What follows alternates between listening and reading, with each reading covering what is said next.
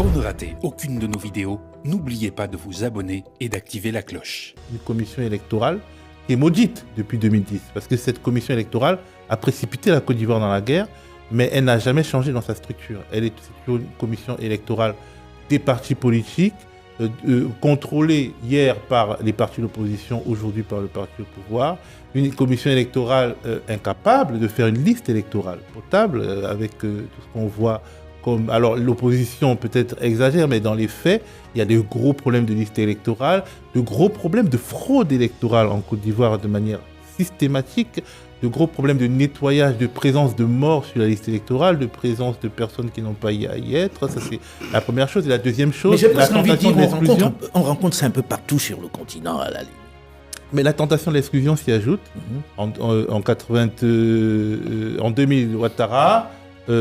En 2025, Tidjane Thiam, Laurent Gbagbo. Tidjane Thiam, c'est une tentation, mais dans les faits, Laurent Gbagbo, Charles Blé Goudé et Guillaume Soro sont déjà exclus. Il y a trois exclus, trois grands exclus. Règles du jeu contestées, tentation de l'exclusion. Ce sont les deux facteurs communs à quasiment tous les scrutins ivoiriens. Quand vous avez commencé à parler, j'ai vu M. Diaby qui prenait des notes déjà, qui allait dénoncer ce que vous dites. Est-ce qu'il y a des craintes à avoir, M. Diaby? Je pense que l'approche des élections présidentielles dans tout pays dans le monde, on assiste à une montée des tensions.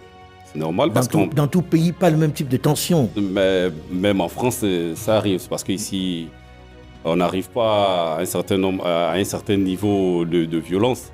Sinon, c'est un moment charnière de la vie d'une nation où il s'agit de diriger le pays et d'avoir le pouvoir d'État. Donc, il est normal qu'il y ait des poussées de tension. Mais après, il faudrait qu'on arrive à contrôler cela. Et c'est le rôle régalien de l'État. Et la commission électorale dont parlait M. Kwamra tout à l'heure est l'émanation de toutes les structures, de toutes les forces politiques.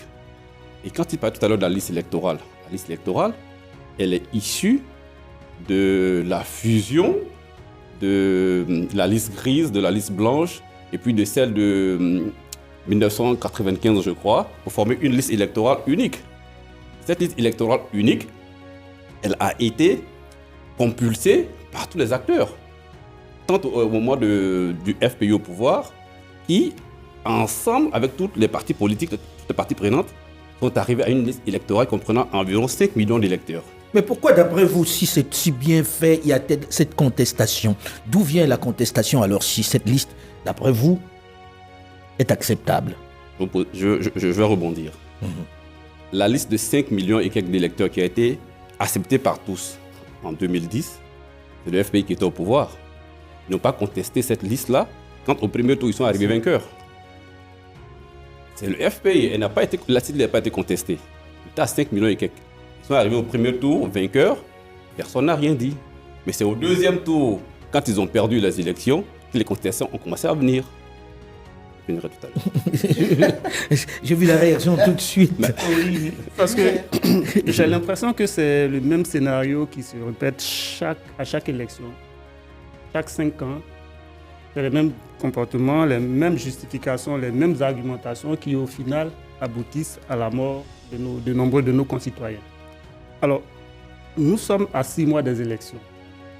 Les acteurs n'arrivent pas à s'accorder. Et là, on n'est même pas encore dans le fond du débat. On n'est pas encore sur la procédure de validation du résultat ou des choses un peu plus élaborées intellectuellement. On est à discuter sur une base de données. Une base de données, c'est qu'il y a de plus basique. S'accorder sur une base de données. Mais moi, vous me donnez la commission aujourd'hui. Si quelqu'un, un seul opposant ou quelqu'un conteste la base de données, je convoque une conférence de presse dans la foulée. Je demande aux différentes parties prenantes de faire venir leurs informaticiens et puis on met tout à plat. Le cadavre qu'ils ont repéré dans le placard, celui qui l'a repéré, il va le débusquer. Une base de données, il n'y a rien de plus scientifique, de plus simple à éplucher et à analyser. Mais si nous en sommes à discuter de ça, ça montre comment les Ivoiriens, nous sommes toujours dans cet éternel recommencement. Alors on va mettre les pieds dans le plat. On va mettre les pieds dans le plat. Avant d'arriver à vous, on va mettre les pieds dans le plat. Lorsque l'on regarde tout ça, on peut dire ce qu'on veut. On se dit, ça cache un projet politique clair. Parce que le président Alassane Ouattara est aux affaires. S'il doit partir, il faudrait peut-être qu'il organise des élections transparentes pour s'en aller et aller proprement après avoir été au pouvoir pendant 3 mandats. Est-ce que ceci ne signifie pas tout simplement qu'il va être candidat et que pour l'instant on exclut les potentielles personnes qui pourraient être une gêne pour lui? Est-ce qu'il sera candidat? Bon, D'après vous? Sinon, comment expliquer tout ceci? Le président Ouattara est le maître des horloges. C'est lui qui décidera s'il sera candidat ou pas. Mon Dieu. Et donc, il y a un congrès qui se tiendra pendant le mois de juin. On aura la latitude de l'écouter. Il dira sa position. Et il a dit aussi qu'il y a une demi-douzaine de potentiels candidats. Donc, on attend tous sa décision. En attendant sa décision, est-ce que vous trouvez normal ce qui est en train de se passer avec ces exclusions? J'arrive.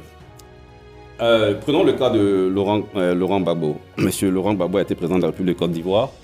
Tout à l'heure, monsieur Kouamouao et mon frère du PDCI parlaient de... Monsieur Seya parlait des morts et consorts.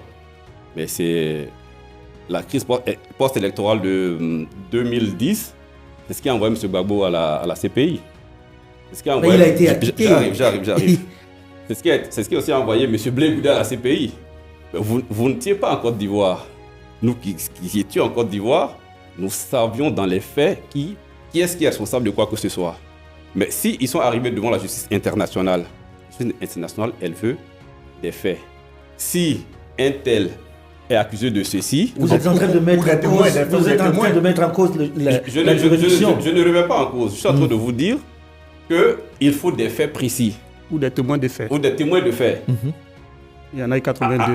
Arrivé, tout ce qui a été dit, on sait pertinemment ce qui s'est passé. Donc, on ne va pas revenir. Il a été acquitté. Cela va de soi. Mais par contre, en Côte d'Ivoire, il y a un jugement qui le condamne, aussi bien que Charles Blé Goudé.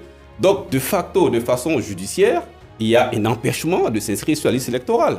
Cela va de soi. Maintenant, pour constater le cas de M. Tidiane Thiam, à preuve du contraire, M. Thiam n'est pas exclu, à ce que je sache. M. Thiam, les recours qui ont été déposés contre M. Thiam, la commission électorale indépendante qu'on dit Christan, a dit qu'il n'y avait aucun problème pour que M. Thiam soit sur la liste électorale. Les plaignants contre M. Thiam sont allés en justice.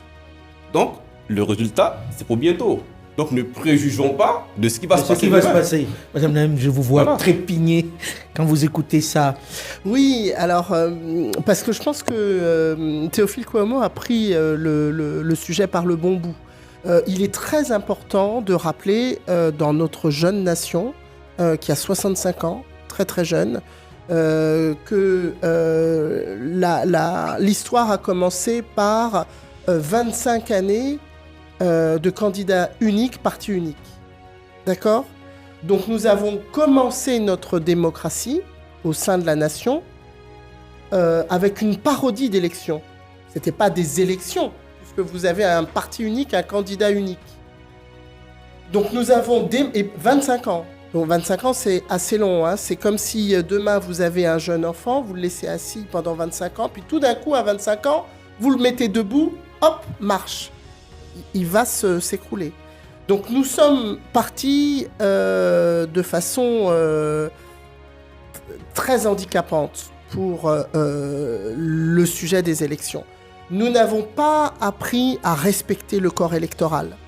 Nous n'avons pas appris à respecter nos citoyens. Parce qu'en réalité, quand vous faites des élections avec un parti unique, candidat unique, vous n'avez pas envie d'avoir la vie de vos citoyens.